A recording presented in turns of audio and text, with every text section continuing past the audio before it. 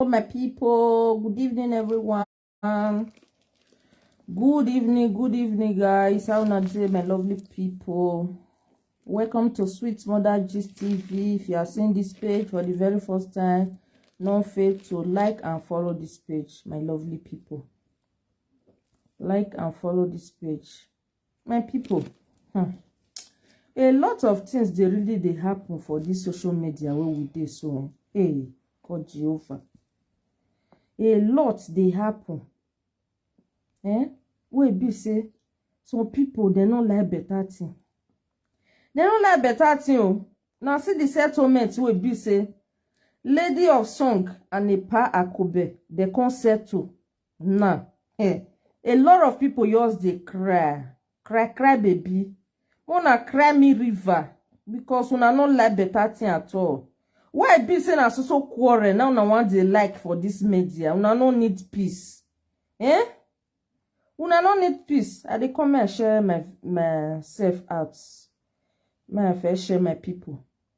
Good evening everyone. Thanks for joining. Me gbona de o. Wani ma like me no ma.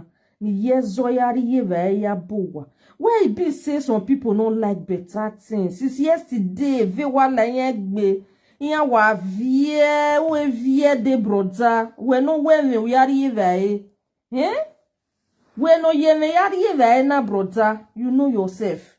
Why you use the cry say, a pa Akobe yan go settle with Esther Edokpayi and Destiny Bagwa? No be juju be that. Which kind life una dey live for social media?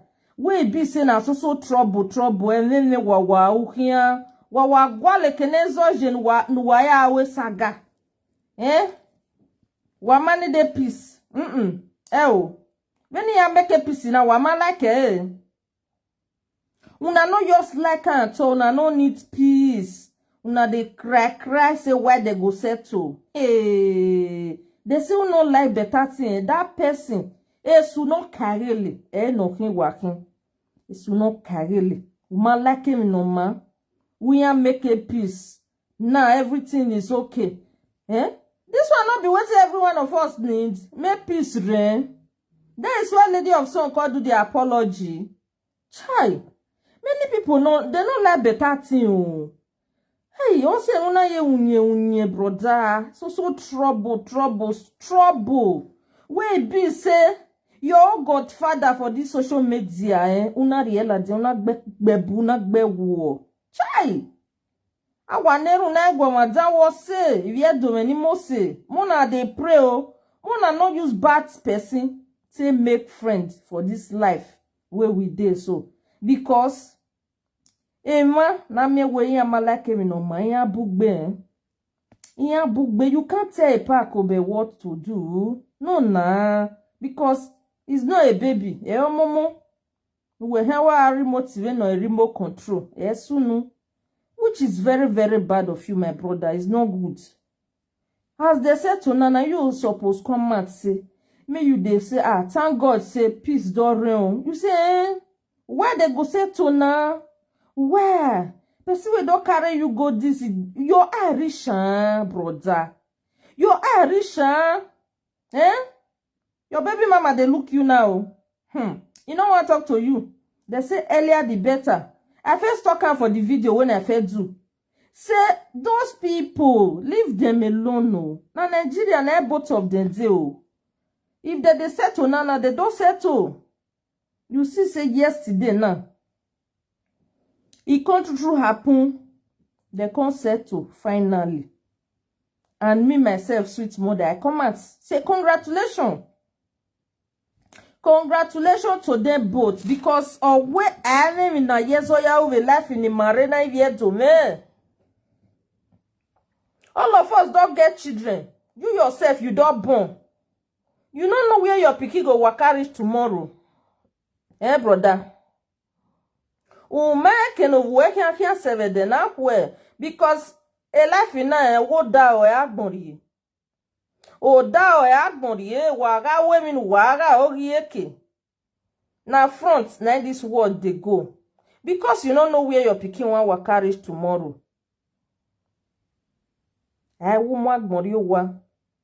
Because we no ma ya o tova gbona o do alajan wo da wa do ata o ere ave ni opiani me ke dangbe na we mi dan opiani ewu ado age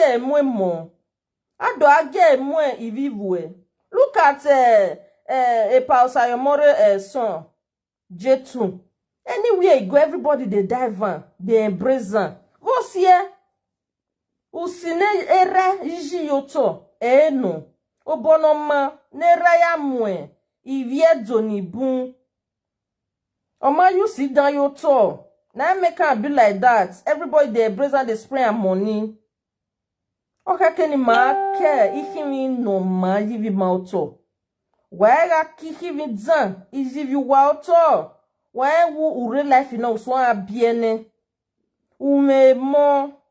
Oh my God.